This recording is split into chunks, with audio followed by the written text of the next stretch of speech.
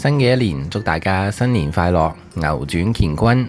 今日帶俾大家一條好舒適嘅沿海郊遊路線，由鹿頸圍繞住海岸線一路走到去谷埔。大部分嘅路段都係以平路為主，途中我哋可以探索到平靜嘅海面、寧靜嘅環境，仲有一片綠油油嘅紅樹林包圍住我哋，可以坐喺紅色嘅岩石上邊，享受住吹嚟嘅涼風，帶俾我哋嘅清爽感。仲有一啲古舊嘅村落，鳳坑村、谷埔村，各個村落上面遊走，可以感受到一種鄉村嘅情懷。最重要係谷埔嘅附近有一大片金黃色嘅蘆葦田，同埋超密集嘅紅樹林。呢一條簡單輕鬆嘅沿海郊遊路線，可以望得到嘅景觀相當多，係一條可以放鬆心靈嘅路線。等我哋喺新嘅一年重新出發，而家就等我哋一齊出發啦！請大家訂閱 David 大衛嘅頻道，你嘅支持就係我嘅拍片動力。大家好，我係 David， 今日前往谷埔，我就會喺粉嶺站嘅 C 出口走過去旁邊，就會有一個巴士站。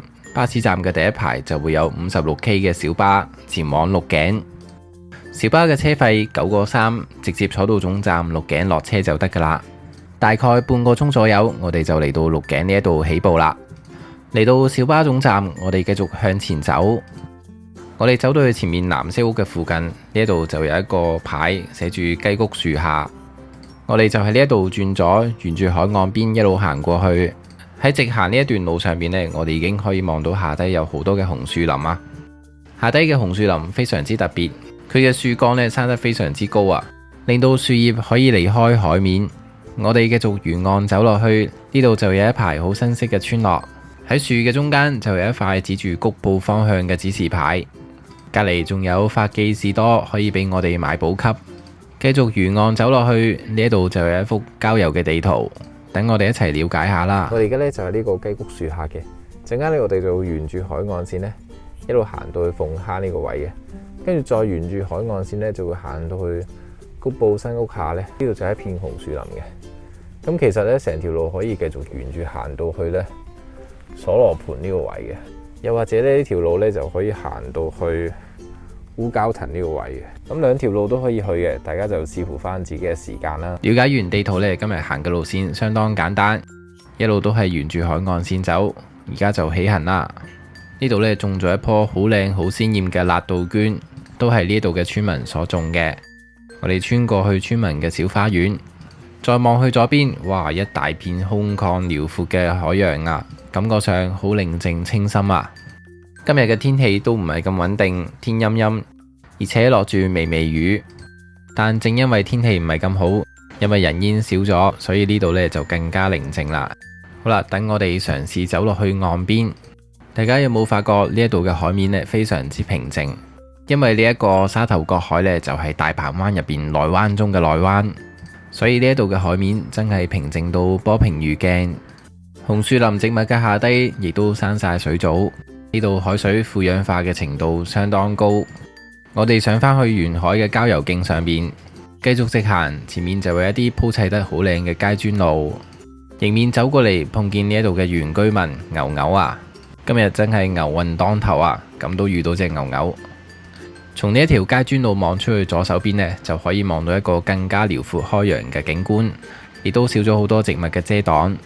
望落去，所有嘅景象都好似靜止咗一樣，寧靜清新，好能夠感受到大自然嘅靈氣。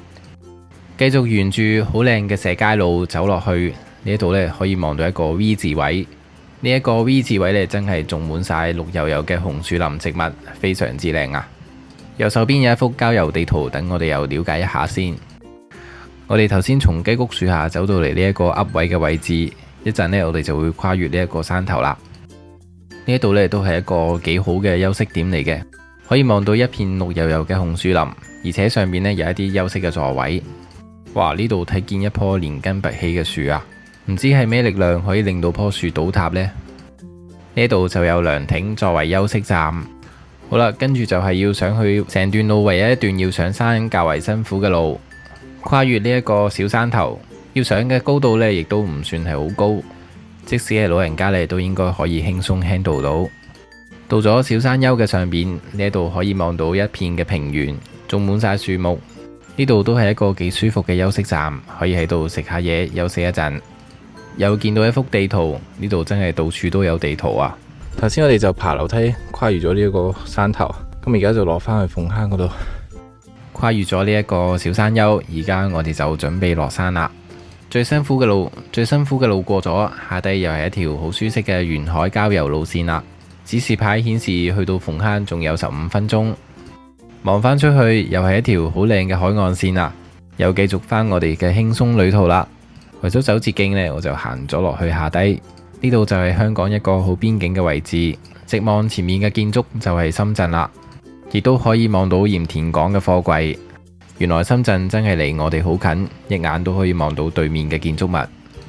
嚟到呢一條小小嘅村落，呢度就係鳳坑村。村嘅入口正正就有一間士多俾我哋可以小休食下嘢。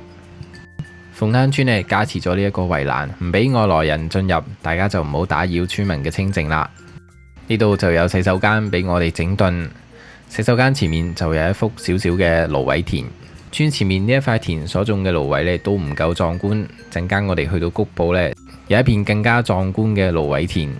雖然鳳坑村就唔俾外來人進入，不過喺末端嘅呢一個位呢，呢個閘口嘅呢個位影相入去呢，都可以影到一條蜿蜒彎曲嘅屋村小路，好特別。呢片嘅畫面令我諗起一首歌。Country road, take me home to the place I belong。係咪有一種鄉村嘅情懷呢？嚟到呢度呢，可以望到左手邊有一啲好靚、好規律嘅海水波紋，海面帶住涼風吹埋嚟，真係好舒服啊！唔經唔覺都已經行咗好多嘅路，繼續行落去，前面呢就有一個連島沙洲。我記得好耐之前呢度潮退呢都可以行得到過去，可能都唔算係一個連島沙洲。繼續走落去呢，又可以望到一片綠油油嘅紅樹林啦，又係生長喺一啲內灣嘅位置。有呢一啲綠油油嘅紅樹林伴隨住我哋走嘅海岸線，真係零舍清新舒服啊！呢度都有一啲好似去到三亞村一樣嘅感覺啊！繼續行埋落去，成段路由鹿頸行到去谷埔呢，大概所需要嘅時間1個零鐘左右。大部分嘅景觀都係遼闊開揚，而且行嘅途中呢，都有好多嘅涼風吹埋嚟，清爽舒服，真係一條適合一家大細、男女老幼都啱行嘅郊遊路線。行近去呢一啲樹下做背景，亦都可以影一張好靚嘅打卡相。再走到去尖端嘅位置，呢一度呢已經好接近我哋今日嘅目的地谷埔啦。呢度就有一排紅色嘅岩石。嚟到呢度呢，我哋已經係去到一個好接近大陸呢個邊界呢個位啦。我哋可以坐喺呢啲岩石上面呢，就可以靜靜欣賞一大片嘅海洋，超級舒服，超級寧靜啊！呢度呢一條嘅郊遊徑呢，舒服在呢，佢就係沿住海邊海岸一路行過去嘅，而且呢，成條路多數都係啲平路嘅，咁行起上嚟呢，都係好舒服嘅。呢條好簡短又舒服嘅路線，我哋就可以喺呢度靜靜散心啦。繼續行落去，最後嘅目的地谷埔就喺我哋嘅眼前。呢度左手邊呢有一個小灘仔，但係就唔建議大家落去游水啦，因為下低呢有好多嘅貝殼會慘腳。谷埔就喺呢一度啦。等我哋而家即刻行過去睇下先，睇睇呢一張地圖，而家嘅位置就係谷埔呢一度啦。頭先我哋就喺度沿住岸邊行到嚟呢個位，呢度就係谷埔啦。谷埔呢係一個好特別嘅地方，成座嘅村落都係被好多座山包圍住，種滿咗好多鮮豔嘅辣杜鵑花。右手邊呢就有好多破舊嘅房屋建築。好特別嘅就係呢一間好有歷史價值嘅學校。呢一間嘅啟才學校已經有成80幾年歷史咁耐，而且仲保存得非常完好。而學校嘅下低竟然係有協天宮呢一啲祭祀嘅場所。學校嘅對出呢度就有一大片超級大面積嘅田野啊！呢一塊田野呢，就係我哋今日要嚟到谷埔嘅重點啦。等我哋環繞住呢一塊田野呢，行一個圈，感受一下呢一度嘅鄉村氣息先。從呢一度望過去呢，真係可以望到一大片超級茂密嘅紅樹林植物啊！而紅樹林嘅中間呢，仲有一個湖啊，非常之平靜。如果天氣再好啲，陽光普照嘅話呢，相信影出嚟嘅畫面一定相當之美麗。呢度嘅村民呢，就用呢一啲嘅蠔殼幫呢啲植物施肥嘅。呢個谷埔嘅紅樹林呢，嗰啲植物呢真係種得好密啊，而且呢一個面積係好大啊！我都未見過一片咁大咁密嘅紅樹林啊！第一陣間呢，我就放航拍機高空上面睇一睇，大家就知道嗰個密度有幾勁啦。綠油油一片，睇見眼睛都覺得好舒服啊！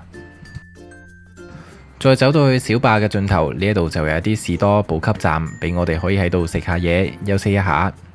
可以想象到村民喺呢度嘅生活真係非常之寧靜舒服啊！超大面積嘅蘆葦田同埋超大超密嘅紅樹林，而家呢，我就喺呢一度放航拍機呢，等大家可以從高空上面欣賞到咁大片嘅紅樹林美景啦。好，準備好我就起飛啦！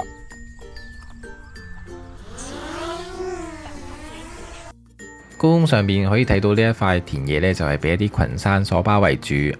喺堤壩嘅入邊呢，種咗好多嘅植物啊，包括就有紅樹林嘅植物啦、金黃色嘅蘆葦田啦，同埋一啲紅色嘅植物啊，一啲樹啊，非常之特別而寧靜。喺度生活呢，真係倍感寫意啊！再喺呢一度低飛一下呢，大家就可以睇到呢一個紅樹林呢，嗰個密集程度有幾高啦，真係好似綠茵場上草地一樣咁嫩綠。加上堤壩嘅襯托，風景真係非常之靚。雖然靚，但係呢一片嘅田野係唔俾我哋走落去影相嘅，我哋只可以透過航拍先可以影到呢一度嘅美態出嚟。